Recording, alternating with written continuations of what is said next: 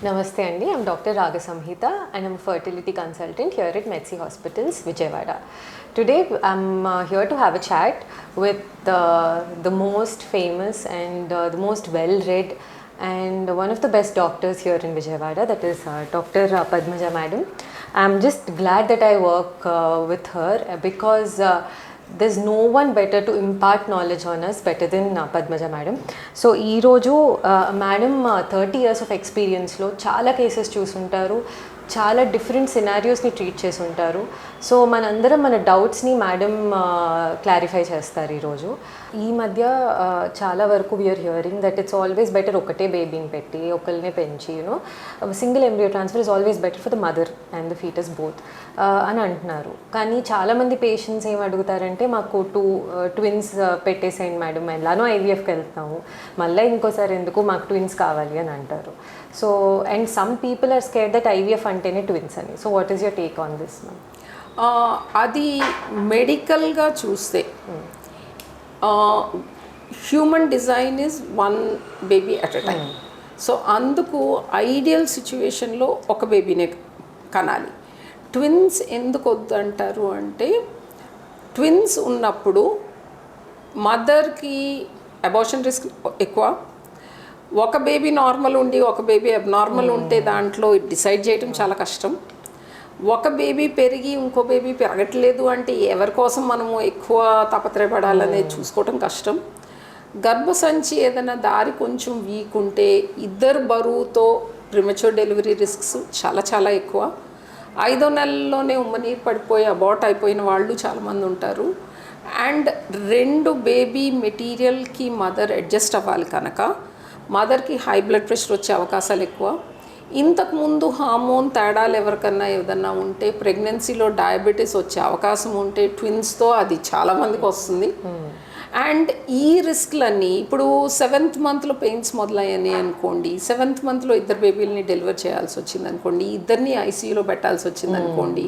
So imagine ఆ babies ఎంత stress ఉంటారు, పేరెంట్స్కి ఎంత స్ట్రెస్ ఉంటుంది, కాస్ట్ ఆఫ్ థెరపీస్ ఎంత ఉంటాయి. Most of them do well, కానీ ఎక్కడో భయమో సెర్బ్రల్ పాలసీ కానీ, డెవలప్మెంటల్ డిజార్డర్స్ కానీ, లెర్నింగ్ డిసబిలిటీస్ కానీ వాళ్ళ ఇంకా ఎక్కువ ఉంటాయా అనేది. సో ఈ రిస్క్లన్నీ కన్సిడర్ చేస్తూ twins is not a very good situation. సోషల్గా అది చాలా బాగున్నా కూడా. అది చెప్పిన తర్వాత ఇలా ట్విన్స్ వచ్చిన వాళ్ళందరికీ కాంప్లికేషన్స్ వస్తాయని కాదు. What mean to say is, ఈ కాంప్లికేషన్స్ ఐవీఎఫ్ సింగిల్ ప్రెగ్నెన్సీలో కూడా ఉంటుంది. ఇప్పుడు best scenario have a baby, no IVF on your own, దాంట్లో కాంప్లికేషన్స్ అన్నిటికన్నా తక్కువ. Second best scenario IVF single baby. The third scenario IVF twins, definitely not more than that. And దీనికి risk ఇప్పుడు దీంట్లో 2% రిస్క్ ఉందనుకోండి, దీంట్లో 4% రిస్క్ ఉంటుంది. మనం అలా పర్సంటేజ్లు క్యాల్కులేట్ చేసుకుంటే డబుల్ ద రిస్క్ అనుకుంటాం. కానీ గుర్తుంచుకోవాల్సింది 100లో 4కే వచ్చేది అది. So it is not that hire risk. And one thing is, ఇండియాలో మనకి అడ్వాంటేజ్ ఏంటి అంటే ఇంకా ఫ్యామిలీ సపోర్ట్ సిస్టమ్స్ చాలా ఉన్నాయి. సో మనం ప్రెగ్నెన్సీ అంతా అమ్మాయికి అలా రెస్ట్ తీసుకో, కొంచెంగా ఎక్కువ సార్లు తిను అంటే చేసి పెట్టేవాళ్ళు ఉన్నారు. అదే మిగతా కంట్రీస్లో ఏంటి అంటే everyone is independent, they have to do their own work, they have to continue to work. అంతేకాని వాళ్ళు జాబ్ మానేసుకుని ఇంట్లో కూర్చుని నేను రెస్ట్ తీసుకుంటాను అంటే కుదరదు. సో ఐ ఫీల్ ఇండియాలో మనము పేషెంట్ విషెస్కి ఈ రిస్క్లు ఉన్నాయి అని చెప్పి వాళ్ళు they willing to go for it అంటే వీ కెన్ గో. ఇంకోటి మిగతా కంట్రీస్లో సింగిల్ ఎంబ్రియో ట్రాన్స్ఫర్కి గవర్నమెంట్ టోటల్గా డబుల్ ఫ్రీ ఇస్తుంది. సో ప్రెగ్నెన్సీ రేట్ తక్కువ ఉన్నా కూడా మల్టిపుల్ టైమ్స్ చేయించుకోవడానికి 3 to 6 ఎంబ్రియో ట్రాన్స్ఫర్స్ వరకు మనీ అంతా the government is paying for it కనుక ఫైనాన్షియల్గా అంత బర్డన్ అనిపించదు. మనకి ఇంకా ఇన్సూరెన్స్ కంపెనీస్ ఐవీఎఫ్కి ఐ డోంట్ థింక్ కవరేజ్ ఇవ్వరు. సో ప్రతిసారి అంత ఖర్చు పెట్టుకునే స్తోమత ఉండొచ్చు, ఉండకపోవచ్చు. అండ్ ప్రతిసారి ఇన్ని రోజులు వాళ్ళ పనులన్నీ మానుకుని ఉండి చేయించుకోగలిగే కెపాసిటీ ఉండకపోవచ్చు. సో ఈ కన్సిడరేషన్స్ అన్నీ కూడా మనము కూర్చుని మాట్లాడి వాళ్ళ డెసిషన్ ఫైనల్గా we will respect and support. ఇప్పుడు ఏంటంటే టెండెన్సీస్ ఎలా ఉంటున్నాయి అంటే చాలా వరకు ఎవరో ఒకరిని బ్లేమ్ చేయాలి అనే మూడ్లో ఉంటున్నారు కాబట్టి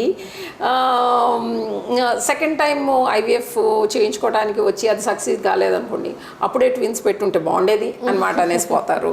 ట్విన్స్ ఉన్నప్పుడు ప్రిమచ్యూర్ డెలివరీ అయ్యి ఐసీయూలో తిరుగుతున్నారు అనుకోండి, ఒక బేబీకి ఏదైనా అయింది అనుకోండి, అక్కడ ఎవరో ఒకళ్ళు కామెంట్ చేస్తారు సింగిల్ బేబీ అయితే ఇది అయ్యేది కాదు అని. అప్పుడు వచ్చి మళ్ళీ మంది ఒకళ్ళనే ఎందుకు పెట్టలేదు, అందరూ ఒకటే పెడుతున్నారు కదా అంటారు. So it is always easy to రెట్రోస్పెక్టివ్గా చెప్పటము, was that the right decision, was that the wrong decision.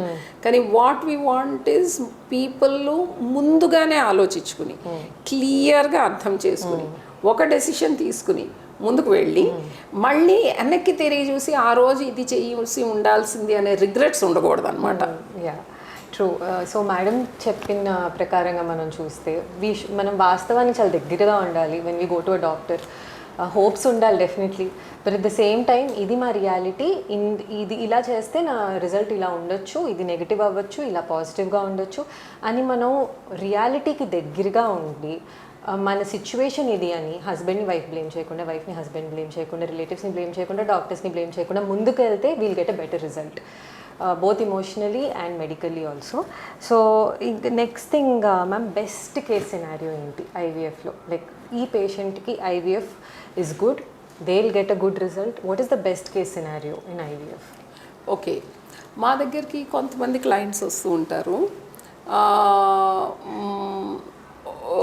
ఇంతకుముందు సిజేరియన్ అయింది, సిజేరియన్లోనే ట్యూబెక్టమీ చేయించుకున్నాము, కానీ తర్వాత ఏదైనా అన్ఫార్చునేట్ ఈవెంట్ అయ్యి ఆ బేబీ పాస్ ఆఫ్ అయిపోయి ఇప్పుడు లెట్స్ గో ఫర్ ఐవీఎఫ్ అని వస్తారు చూడండి, దే ఆర్ ది బెస్ట్. ఎందుకంటే నేచర్ వాళ్ళది ప్రూవెన్ ఫర్టిలిటీ. ఇప్పుడు పిల్లలు కాకుండా ఆపరేషన్ చేయించుకున్నప్పుడు ట్యూబ్ కట్ చేసేసాము, ఆ ట్యూబ్ చేయాల్సిన పని మనం బయట నుంచి చేస్తున్నాము. యంగ్ ఉండాలి, లెస్ దాన్ 30 years, ఇద్దరు మరీ ఎక్కువ ఓవర్ వెయిట్ ఉండకూడదు, షుగరు బీపీలు ఉండకూడదు, థైరాయిడ్ ఉంటే నాట్ అ బిగ్ ఇష్యూ, మంచిగా కరెక్ట్గా మందులు వాడుతూ ఉండాలి. సో గుడ్ నెంబర్ ఆఫ్ ఇలా ఉన్న వాళ్ళల్లో ఏంటి అంటే మనకి reasonable number of eggs, 5-6 eggs వచ్చి 2 embryos వచ్చి 1 embryo లోపల పెట్టిన ప్రెగ్నెన్సీ ఛాన్స్ వీళ్ళకి బాగుంటుంది. ఎందుకంటే their nature has already proved them. That is one scenario.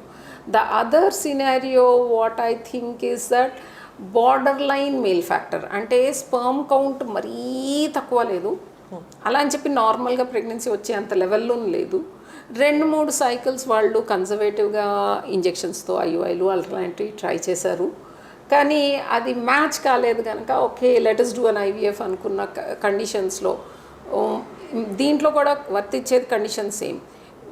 ఆడవాళ్ళది age ఎంత ఉంది, ఫిజికల్ ఏజే కాకుండా బయలాజికల్ ఏజ్. కొంతమందికి ఏంటి అంటే ఫిజికల్గా వాళ్ళ ఏజ్ 30 ఏళ్ళే, కానీ వాళ్ళ బాడీ చాలా స్ట్రెస్లో ఉండి, లేకపోతే చాలా ఓవర్ వెయిట్ ఉండి, లేకపోతే జెనెటిక్ వేరియేషన్స్ కూడా ఉండి, సో వాళ్ళ బయలాజికల్ ఏజ్ బిహేవియర్ 32-33 లాగా బిహేవ్ చేస్తుంది. సో అలా కాకుండా రీజనబుల్ నెంబర్ ఆఫ్ ఫాలికల్స్ ఉండి, హెల్త్ మెయింటైన్ చేసి, కరెక్ట్ డైట్ తీసుకుని, రెగ్యులర్ ఎక్సర్సైజ్ ప్రోగ్రాంలో 100% ఉండాలి. అండ్ ప్రతి చిన్నదానికి ప్యానిక్ అటాక్లోకి వెళ్ళకూడదు. They should be willing to accept things as they come. ఇప్పుడు డాక్టర్ ఎప్పుడైనా సరే ఏం చెప్తారు, మంచి కావాలనే చేస్తారు కదా, కానీ దీంట్లో మనం ఏమీ వార్నింగ్ ఇవ్వకుండా అంత బాగుంది అని చెప్పి ఆఖరికి గుడ్లు తక్కువ వచ్చినాయి నీకు బేబీ రాదు అని అప్పుడు చెప్తే ఎలా యాక్సెప్ట్ చేస్తారు? సో అందుకు డాక్టర్స్ యాజ్ థింగ్ వాళ్ళని ట్రీట్మెంట్లో మనం వాళ్ళని కూడా ఇంక్లూడ్ చేసుకుని స్కాన్ చేయించుకుంటున్నప్పుడు చెప్తూ ఉంటాం 4 follicles పెరిగినాయనో 2 follicles పెరిగినాయనో. సో అది కూడా అండర్స్టాండ్ చేసుకుని ముందుకు వెళ్ళిన వాళ్ళల్లో I feel it makes a lot of difference. And some couples వాళ్ళకి ఆ స్ట్రాంగ్ నమ్మకం ఉంటుంది, నాకు సక్సెస్ అవుతుంది, నేను ఏదన్నా ఫేస్ చేస్తాను అన్న ధైర్యంతో మొదలెట్టుకుని, బయలాజికల్ సిస్టమ్స్ మరీ బ్యాడ్ లేని వాళ్ళు, మల్టిపుల్ సైకిల్స్కి వాళ్ళు రెడీ ఉంటారు. ఈ సైకిల్ కాకపోతే నెక్స్ట్ టైం మళ్ళీ చేయించుకుంటాను, మీరు ఎప్పుడు చేస్తారంటే అప్పుడు చేయించుకుంటాను. అలా ఉన్న వాళ్ళల్లో నేను ఎక్కువ మందికి సక్సెస్ చూశాను. ట్రూ. అంటే వాళ్ళు ఐ ఫీల్ లైక్ వాళ్ళు ఏంటంటే చాలామంది మనం చెప్పింది వాళ్ళకి ఎలా కావాలో అలా వింటారు. కొంతమంది మనం చెప్పింది చెప్పినట్టు కరెక్ట్గా వింటారు. Okay, this is what is my situation condition అని. అలాంటి వాళ్ళకి definitely the rates, positive rates అనే కాదు మ్యామ్, మెంటలీ ఆల్సో చాలా స్టేబుల్గా ఉంటారు, హాయిగా ఉంటారు. వర్స్ట్ కేస్ సినారియో, సే ప్రెగ్నెన్సీ రాలేదు అన్నా కూడా they accept it. That is very important. Kids ఉన్నా లేకపోయినా end of the day you and your husband and wife or with each other for the life. So child free life కూడా హ్యాపీగా enjoy చేయొచ్చు. దాన్ని I think that's extremely important. But with attempts, cumulative pregnancy rate is definitely better in IVF. It was wonderful talking to you, ma'am. Getting beautiful insights. And మేమైతే చాలా lucky, everyday మాకు insights వస్తాయి. ఇలాంటి insights will try and get more to you in future also, and we'll make more friendly conversations in more videos yet to come. And here's us taking off.